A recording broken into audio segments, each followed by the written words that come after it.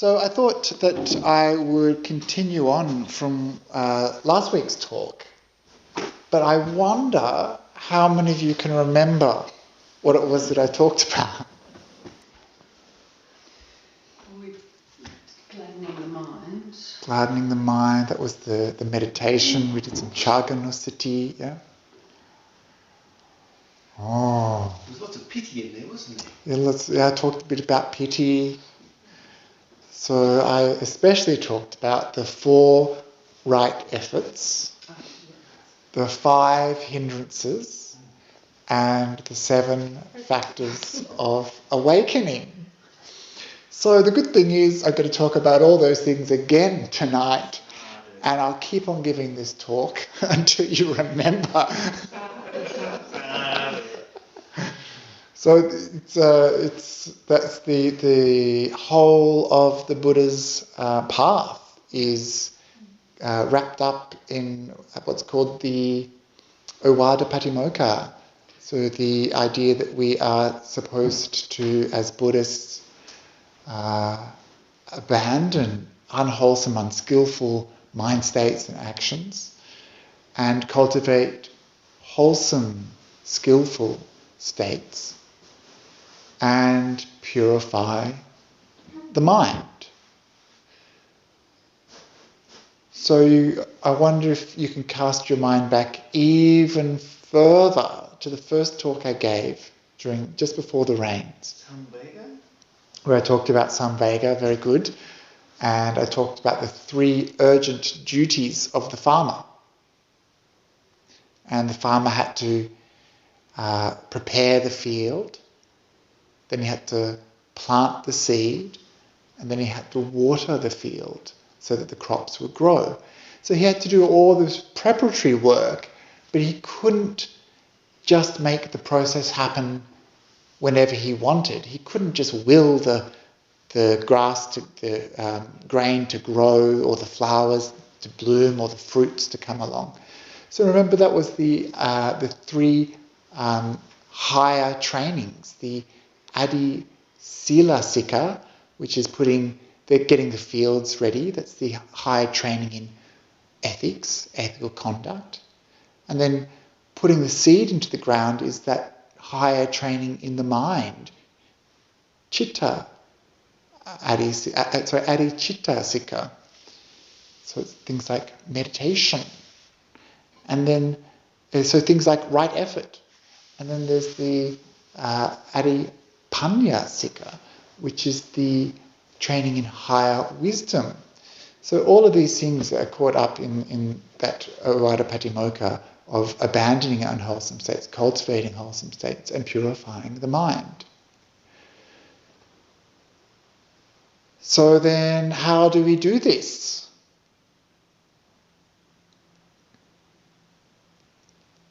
Any ideas? Nathan's got an idea, good. With mindfulness. Yes, mindfulness. Why mindfulness? It couldn't be anything else. Couldn't it? You see, it's almost like we set this up, Nathan, because mindfulness isn't the only thing that's going to help us out. And sometimes I've noticed when I speak to people about mindfulness, or I hear people talking, giving teachings, when they focus purely on mindfulness, they're lacking an ethical dimension to their practice. Is that the right effort? And they're not engaging in that right effort.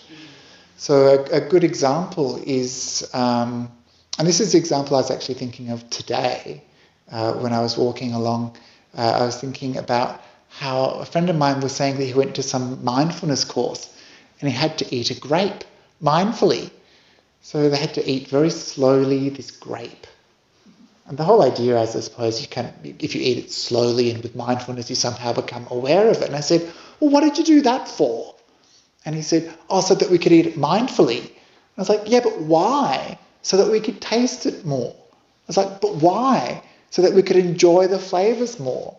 And I'm like, This is the complete opposite of Buddhism. This is the complete opposite of sense restraint, which is why I was talking about the food earlier today. So it's kind of like if we use mindfulness alone, sometimes we don't even understand why we're using it, what we're using it for. And as I said last week, you might remember, we use it just to be aware of what's going on. But once you know what's going on, surely something else needs to happen. So Ajahn Brahm actually uses a very good image, a good metaphor, where he talks about a guard stationed at the palace gate whose job is to safeguard all the treasure. And so if that guard just stands there being mindful, only mindful, saying, I'm being mindful, and then a thief desiring some treasure should come into the castle, and that guard just stands there saying, thief approaching, thief walking past me, thief going in, thief coming out, goodbye thief, then that thief has stolen all the treasure. And that guard, who was just being mindful, only mindful, didn't do anything about it. So when we think about meditation, sometimes we think that our job is just to be mindful and do nothing. And there's a common misconception, actually. And it seems strange to me because that's not how the Buddha talked about meditation. That's not how you see meditation talked about in the suttas at all. Some people have this idea that we should just sit there and do nothing and it will all happen. And to a certain extent it's true. There is a natural process that unfolds in your meditation practice. But at the same time, just like that farmer, we need to create the right causes and conditions. If we don't prepare the ground, look after our ethical conduct, if we don't practice meditation, that's our samadhi, and if we don't develop wisdom, then that field will never grow, that field will never flourish. And it's this wisdom aspect that we most need in conjunction with our mindfulness. And so this wisdom aspect, or yoniso manasikara, this wise attention, is what helps us to understand what's going on and what to do about it. So when we see in this way, we use our mindfulness, we have some sort of understanding of what's going on, and then seeing what's going on, we know how to respond. So it's okay to do a little bit of activity in the mind during a meditation. There's a famous image of a lute, which the Buddha talked about with the Venerable Sona. Sona was previously a musician, so he practiced the lute, or the veena actually, in ancient Indian music. And he was a fan of walking meditation, so he would walk backwards and forwards and backwards and forwards and backwards until his feet bled. And hearing about this, the Buddha was like, what are you doing? And so this monk had overexerted himself. He was being mindful, but didn't have any wisdom. He was walking left, right, but his feet were bleeding. He was exerting himself too much. And so the Buddha said, okay, you used to be a musician, so when you used to tune your instrument, if you had the strings really loose, did it make a nice sound? No. And if you had them too tight, did it make a nice sound? No. But if you just tune them just right, yes, that's when I got the right note. And so the same in our practice. We should neither be too lax, but we should neither be too hard and busy. We shouldn't use too much will. We shouldn't let go too much. We should have the right balance. Otherwise, we're liable to fall into sloth and torpor on one hand or restlessness on the other. So we have to be careful. The Buddha actually used the image of a fire to talk about this. So he said that if you are restless, then at that time you shouldn't cultivate certain mental qualities, and you should cultivate certain mental qualities. And he was referring to those 7 factors of awakening, which are sati, investigation of the dharmas, energy, Pity. yes, piti, rapture, tranquility, samadhi, upekkha. So these are, as we learnt last week and we remembered very well, the 7 factors of awakening. And these are the positive, wholesome qualities that we try to develop. So these are always given in opposition to those 5 hindrances. Should we go through them again quickly, just in case we've forgotten those? First one, sense desire, kamachanda, yep. Yes, ill will, sloth and torpor or dullness and drowsiness,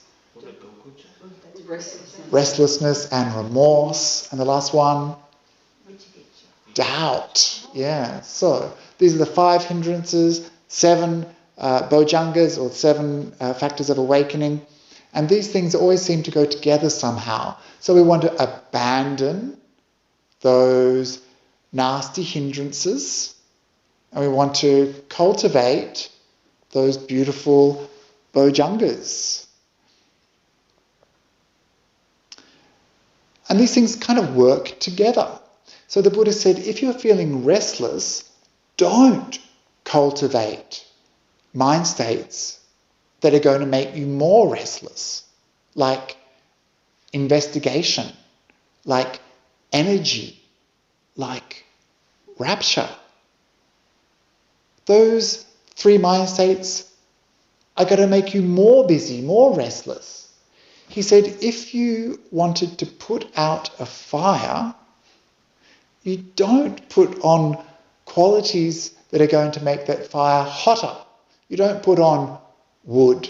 You don't put on oil or things like that. And then if you wanted to quieten that fire down, you would use things that were wet, things that would dampen that fire. So if the mind is restless, then you use tranquility, samadhi, upekkha, to quieten the mind. So you can see how there's an active role that the mind is playing. There's an active participation of us in our meditation practice when it comes to something like abandoning these unwholesome states. He said if the mind is sluggish, that is that hindrance of tinamida, that dullness, that drowsiness, that sinking feeling, when the mind is like that, then the same image of a fire. If you wanted to start that fire because the mind is sluggish, you want to ignite it somehow, so you don't put things on the fire that are wet. So you don't put wet wood on there, you don't put, it says in the sutta, wet cow dung, you don't put water on the fire. That's those things that are going to dampen it. So things like tranquility, samadhi, upekkha. Instead, you use things that are going to ignite it, to spark up the mind, to make it more alert. And so you use investigation, energy, and piti. So these will help overcome that sluggish mind. So this is the way he said that we can work in our meditation. This is the way that we abandon those hindrances and at the same time cultivate wholesome mind states. So knowing that we can work in meditation is actually very powerful and very useful, and it will lead to great benefit for us. There's a famous sutta called the two types of thought, the Vedavitaka Sutta, Majjhima Nikaya 19.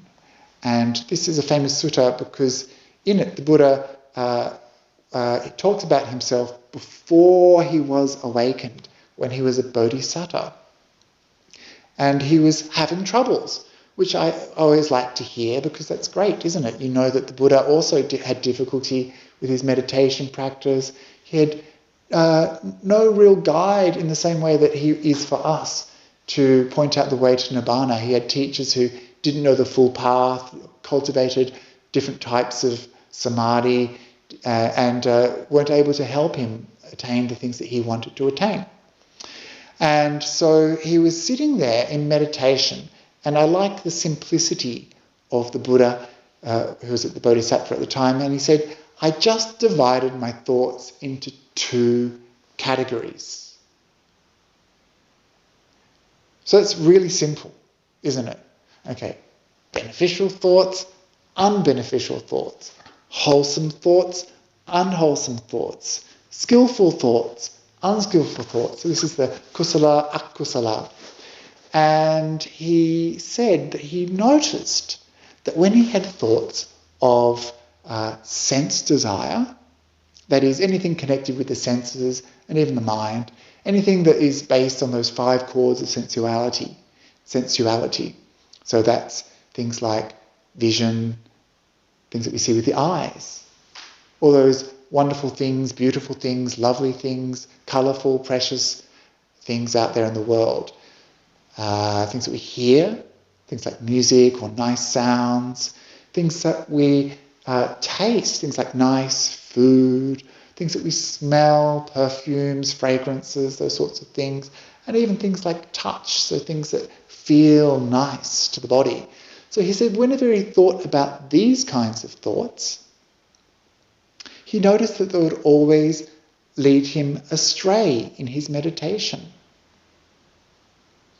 He said that thoughts like this were harmful to him, harmful to others, harmful to both him and others, that they obstruct wisdom, that they cause vexation, and that they don't lead to Nibbana.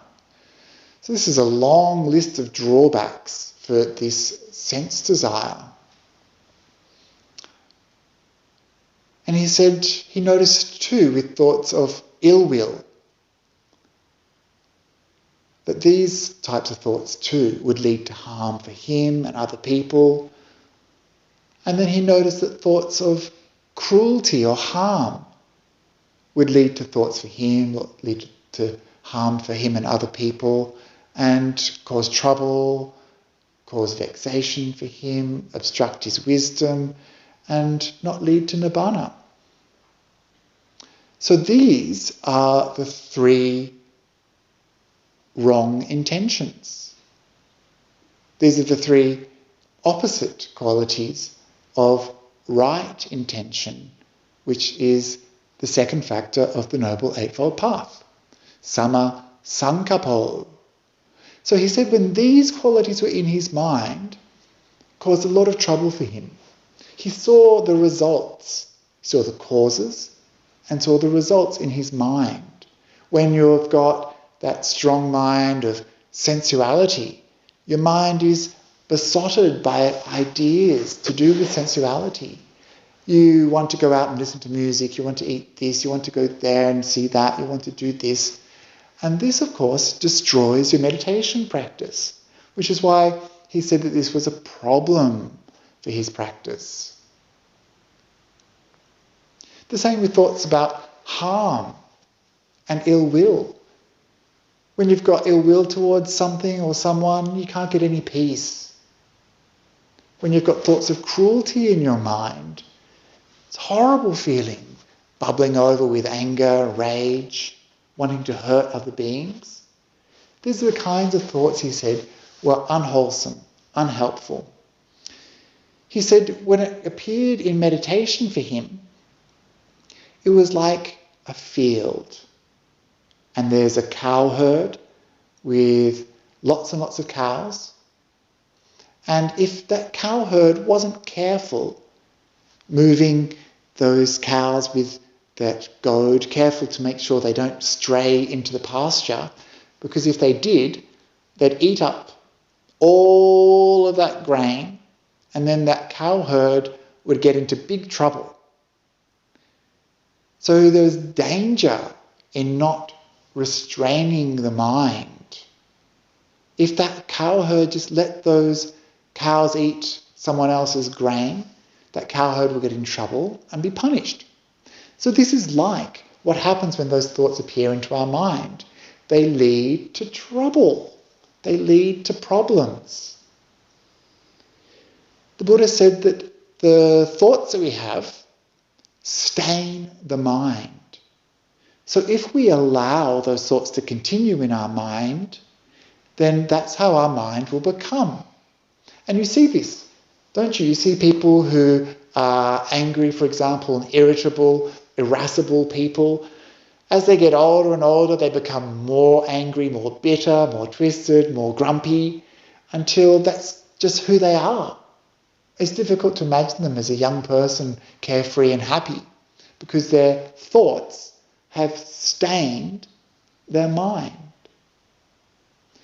And so the Buddha said, okay, so this is a problem. I have to avoid these kinds of thoughts. Thoughts of sensuality, thoughts of ill will, thoughts of harm.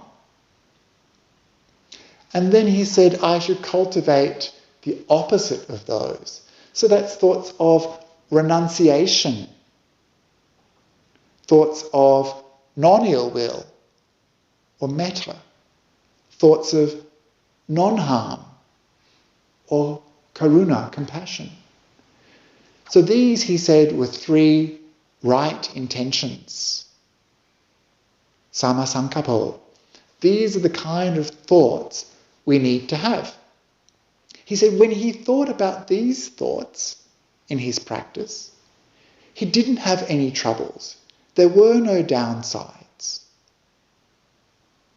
He likened it to that cow herd again, who instead of having a field full of grain, it's the after the grains have all been brought in, there's no more food for the cows left to eat. So the cow herd doesn't have to be careful, doesn't have to control those cows. He can just sit under the shade of a tree and let the cows wander, because there's no danger. He's not going to get into trouble. So he said that these types of thoughts, thoughts of renunciation, thoughts of loving kindness, metta, non-ill will, thoughts of compassion, karuna, non-harm, these kinds of thoughts didn't have problems for himself, didn't have problems for others, didn't have problems for him and other people. They didn't obstruct his wisdom, they didn't cause problems, and they led to nibbana. So these three types of thought, these three right intentions. The first one is how we begin to practice. So with this renunciation, we need to voluntarily let go of those aspects of sensuality. Voluntarily, not by force or not by will, but through wisdom, understanding that they take us away from our meditation. They take us away from peace, they take us away from stillness, from quietness. So the image of renunciation is usually linked to those senses. So it's the opposite of sense desire. So a good image that I try to remember often is the image that the Buddha used of a tortoise who was being attacked by a jackal. So the jackal's kind of like this craving, this desire. And the tortoise was very clever, just pulled its arms, leg and head inside the shell, and then the jackal couldn't get him. And eventually the jackal got bored and left. So this is an image for renunciation, for sense restraint. So we restrain our senses. We don't just allow the mind to go out to whatever object, because if it does, then it's going to get snapped by that jackal.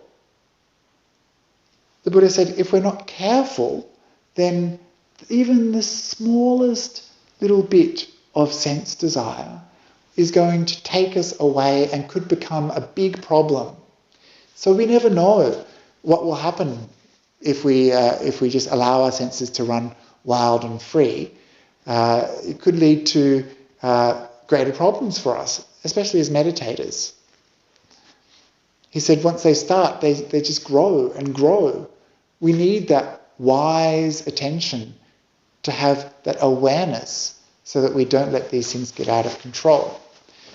Buddha said that if we're not careful, things like those hindrances will be like trees, strangler figs. You know the strangler figs? They grow up around other figs, other trees, and they constrict them and they crush them. And then that good tree is gone, and then you've got this strangler tree that was a parasite that completely consumed. And so you see this sometimes in your own practice. You start to think, you have a small thought about a cup of tea or something. You're sitting there, meant to be meditating. That little thought about the cup of tea gets in there. Who knows? In the next 5 minutes, you might have got a jhana, you might have got enlightened, but instead, that little thought of tea gets you up off the cushion, down to the kitchen. You make a cup of tea, you think, oh, why don't I have a bit of this too? Oh, there's someone over there, why don't I have a chat? Why don't I have a conversation? Oh, let's go for a walk, oh, let's go do this. And then the next thing you know, your entire afternoon meditation gone, yeah? So this is why the Buddha said to watch out for these sorts of things. And it's the same with thoughts of ill will, it's the same with thoughts of cruelty. You have a memory of someone or something that was said to you, and the next thing you know, you're incensed, you're talking to yourself like judge and jury. I'll show them.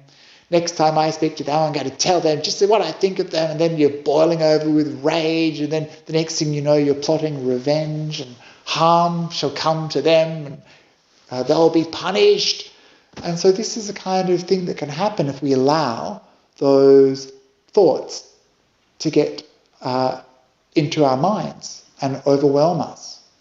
And it's the same also with those hindrances like restlessness or sloth and torpor. When they start to appear, if we're not careful, when they appear, if we're not mindful and understand their drawbacks, if we just let them take over the mind, if we just allow ourselves to fall asleep, or if we just allow ourselves to think about whatever we want to think about, restless thinking, wanting to do this, wanting to go there, wanting to do that, then our mindfulness is gone, our meditation is gone. We may as well just be not meditating at all. Because the power of those things is so overwhelming. When these hindrances are present in the mind is not powerful and cannot do its work properly. It's like a river that has canals drawn along the edges of it, so that eventually the flow of that fast-moving river, the power, the energy, is dissipated. And it's like that when we've got a hindrance in our mind. We are not able to focus the mind, we're not able to keep it on the object of our meditation, and that means we're not able to get any depth, any penetration, and any stillness. So that's why it's important to understand that we need to abandon these things, that we need to let them go. The trick, though, is, for most of us, we don't know how to do it. It sounds very easy. Just say, the Buddha says to abandon the hindrances, let them go, they're a problem. And it's like, but how? So in some ways we can just cultivate the opposite, like cultivate those more positive states.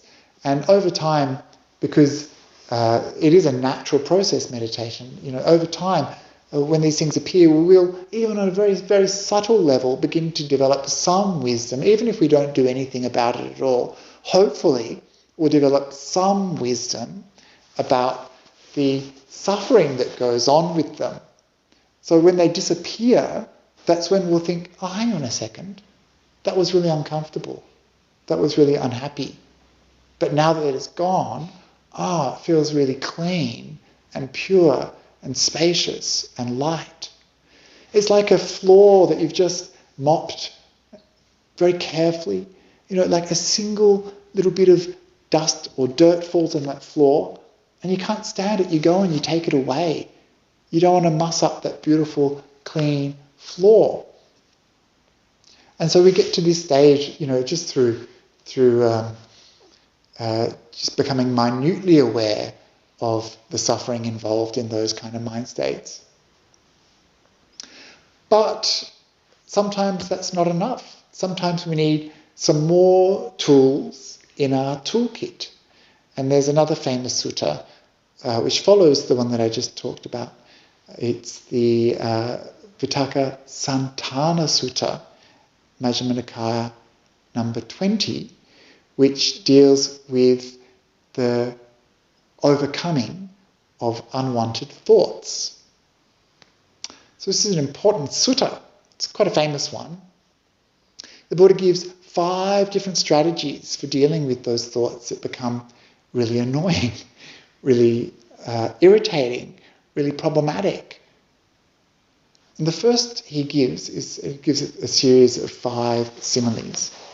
He gives the image of a peg, an old wooden peg. So in the old days they used to make buildings without nails and things like that, made from metal. They would use wooden pegs to hold bits of wood in place. So you'd have this long cylinder that would be hammered into the wood that it needed to join. And sometimes that peg would become rotten. And so how do you get that peg out? You take a new peg and you put it on the old peg and you hammer, and you push that old rotten peg out using this new peg. So this is substitution. So this is what we do in our practice most of the time if we're doing something like a breath meditation.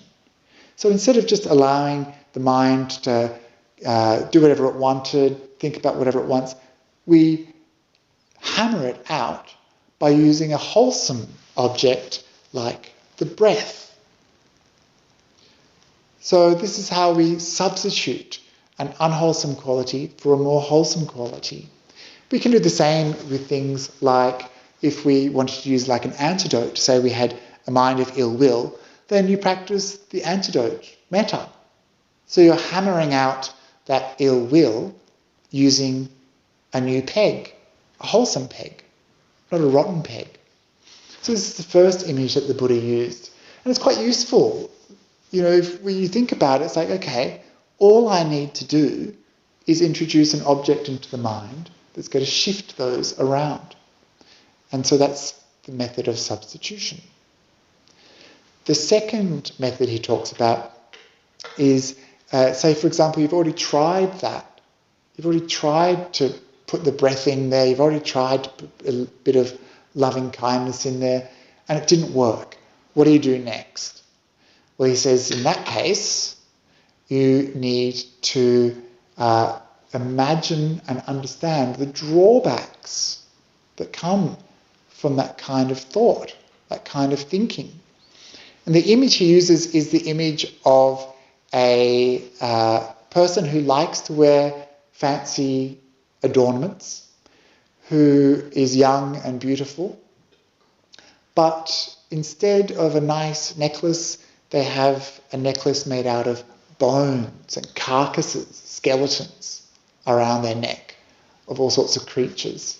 And the Buddha says, what do you think? Do you think that person would be happy to wear that? The monk's like, no, I don't think so. So imagine yourself if your thoughts were displayed on your chest, how would other people look at you if they knew what you were thinking, especially if you were thinking about them? So in this way, we kind of can understand, oh, okay, there's a little bit of conscience involved here, a little bit of prudence that is involved. By understanding that these are unhelpful thoughts, they're unwholesome. Just because they're in the privacy of our own mind doesn't mean there's still not an ethical dimension to them. After all, the Buddha said our thoughts stain our mind.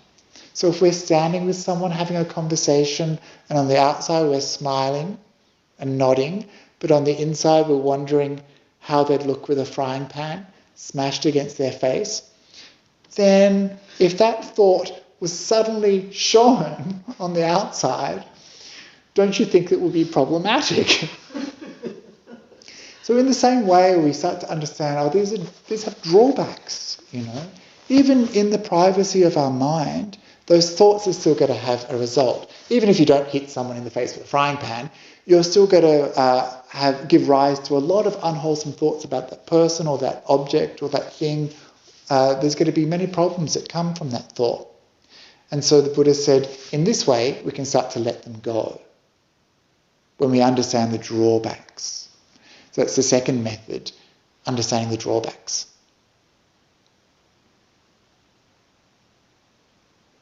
The third method is probably an underrated Buddhist superpower, which is to simply ignore it and try to forget it. So this is something that you'll notice that monks and nuns do all the time. We just try not to get involved in things as much as possible. So if we see something that needs to be done, maybe we just won't do it. We won't look at it. No, of course, we do it if it's part of our job. But if it's not, then we just don't get involved. The Buddha said there's two types of fool in this world. There's the fool who takes up a burden that doesn't belong to them, and the fool who doesn't take up a burden that does belong to them.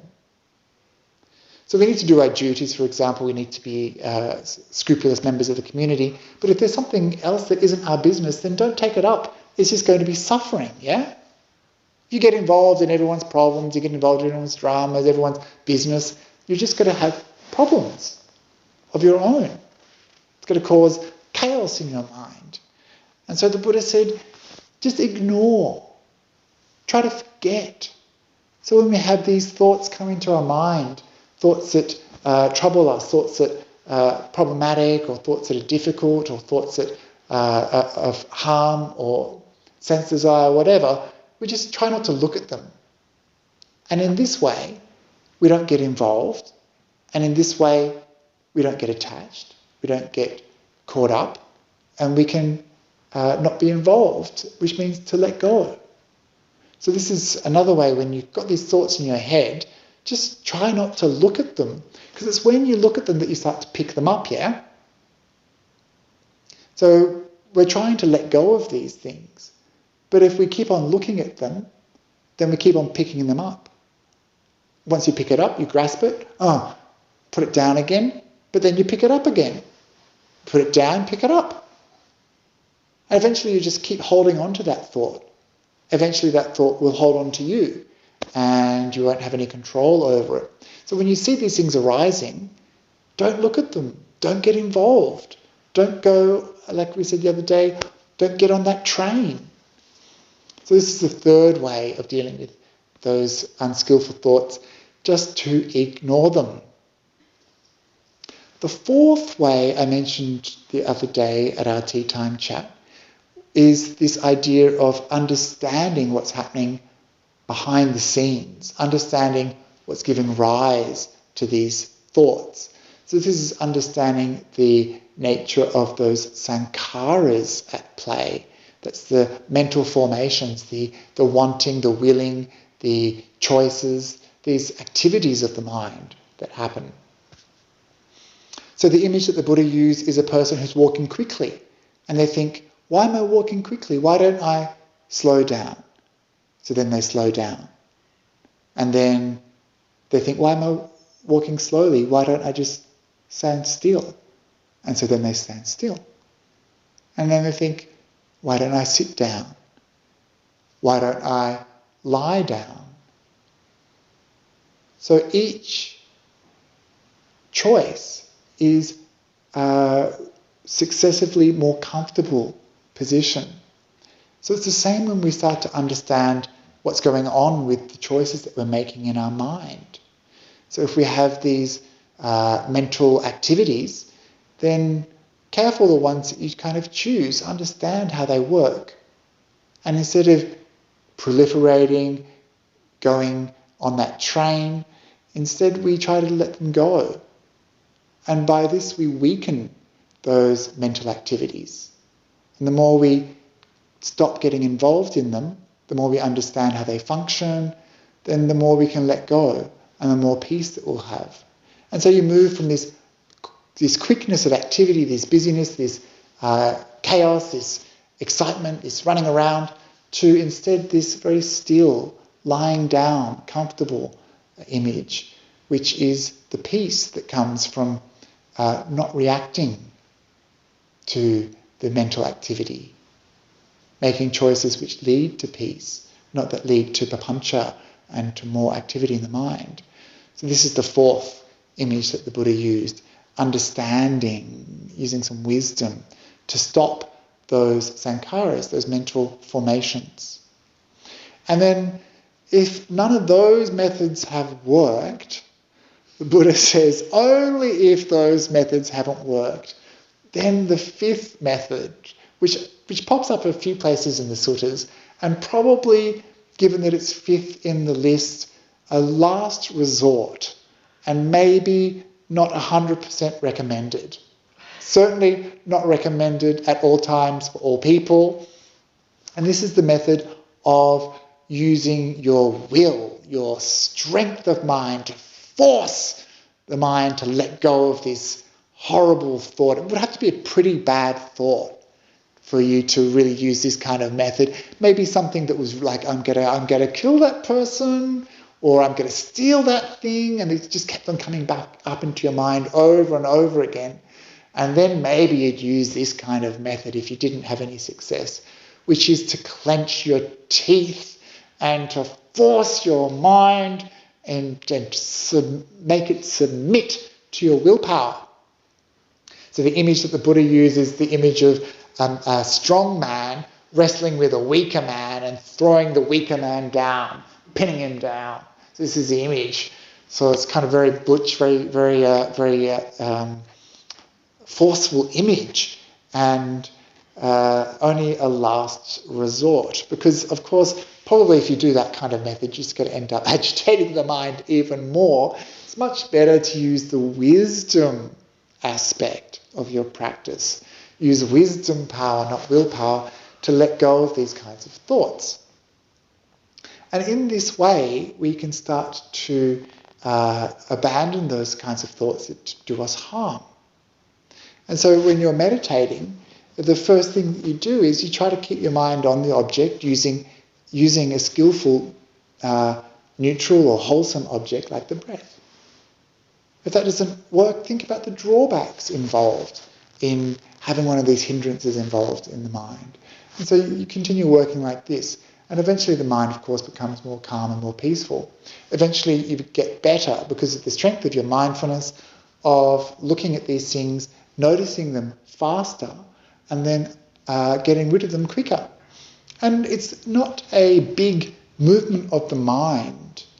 It's a very subtle, very small movement of the mind. If you need to contemplate the hindrances, of course, the drawbacks, then yes, you have to do a little bit of maybe discursive thought. But eventually you train the mind. So when sloth and torpor comes up into the mind, you say, oh, sloth and torpor, this is a problem. This is a hindrance. And maybe that will be enough. Otherwise, we use the other methods I talked about the other day. So in this way, we start to prepare the ground more properly in our mind that leads to more wholesome states. And as those intrusive thoughts habitual thoughts, those habitual tendencies like the hindrances, as they start to be seen more with your mindfulness and acknowledged as being unhelpful, as being negative, not useful, with your wise attention, your yoniso manasikara, then naturally the mind becomes more peaceful, more calm. You have to do less and less.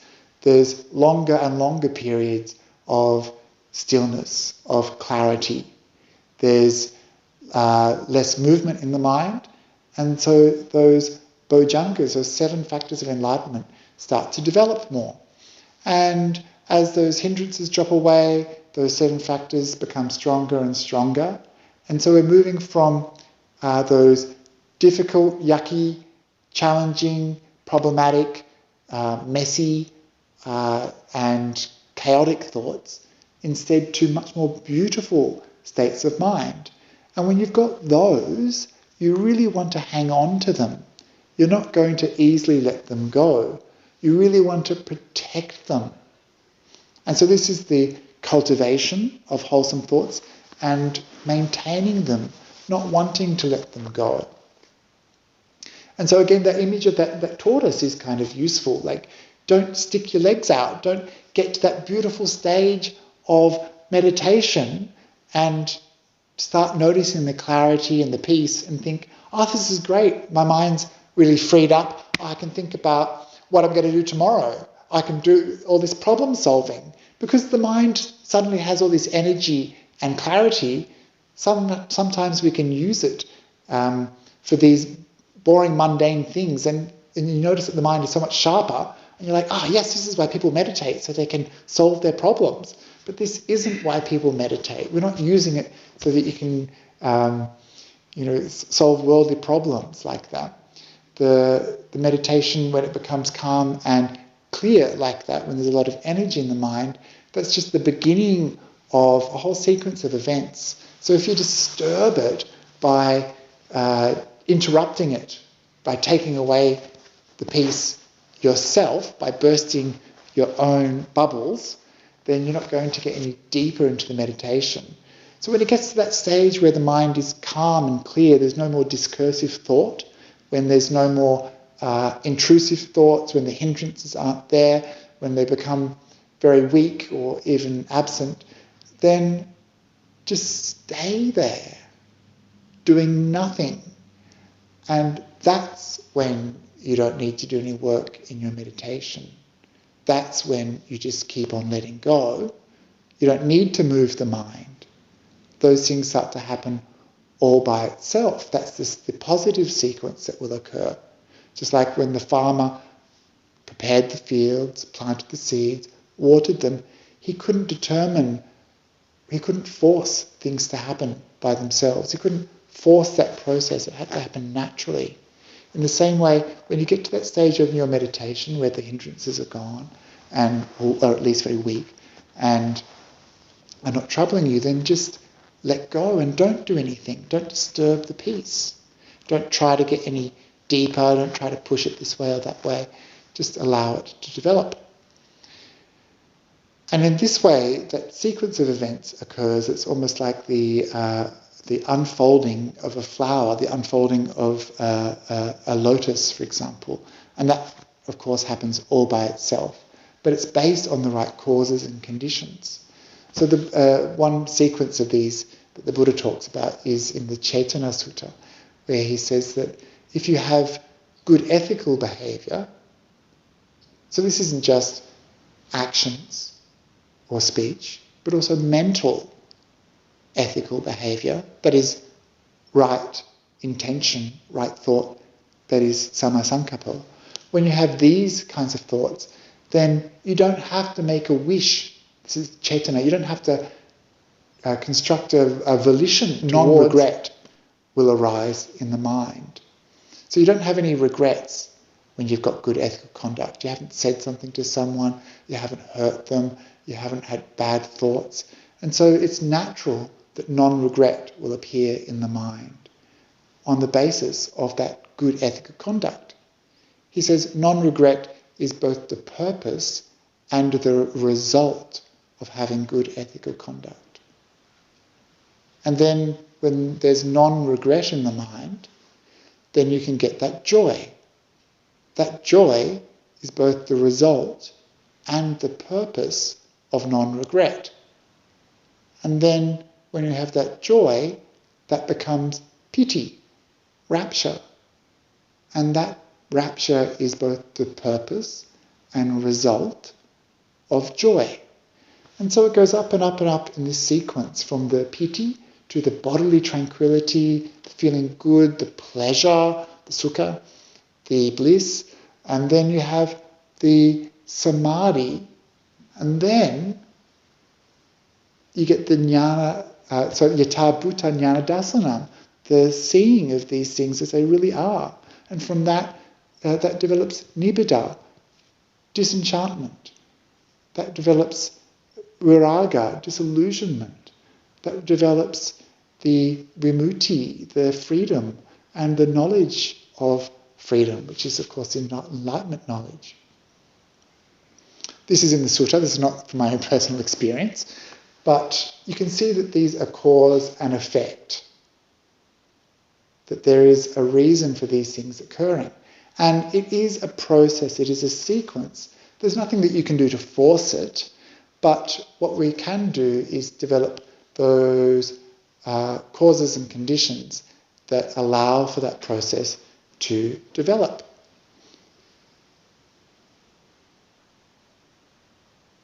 So in a way, I think that our meditation, sometimes we just think of it as something that we do by not doing, that we are not tuning into something but tuning out, whereas actually we need to be tuning in to what's going on and seeing what's happening so that we can have the right response. And it's also sometimes that we think that it's just a process, a natural thing that takes care of itself, but that's not entirely true. And it's not just a scientific thing. It's not just something that has predetermined results. It's something that is also artistic as well, that you need to have a creative response to the things that are happening in the mind, so that when you see something is occurring, you know how to respond and you know the right way to do it. It's a kind of creative response. It's not dry or boring. It's rich and varied. You'll find that if you keep on doing the same thing over and over again, that those tools become blunt and that the results that you used to experience from those methods become dry and don't work. So we need to have a creative aspect to our meditation practice as well. And in this sense, maybe meditation is both a science, in that there are predictable causes and results, and also an art, in that it's creative. So it's something like, maybe like cooking, to wind up on the theme of the day. So that you know that if you follow a recipe, you'll get a result. And that you can't just change things willy-nilly with that. You can't just leave out flour and put in butter. You can't just put in figs instead of eggs. You need to follow the recipe so that you can have some success. But within that, there's still even room for little variations and changes that can occur. You can add a bit more butter. You can add apples instead of strawberries or whatever. And it's going to change it a little bit, but essentially you've got the structure there, and then you've got the creative element that's going to change the flavour a little bit. So in the same way with our practice, we have the teachings, we have the suttas, we have the instructions of the Buddha, and then we have creative ways to respond to what happens in our own meditation, so that we don't just sit there tuning out when we should be tuning in. So that's where I'll leave that. So I hope these small ideas on how to work in meditation will be of some use to you.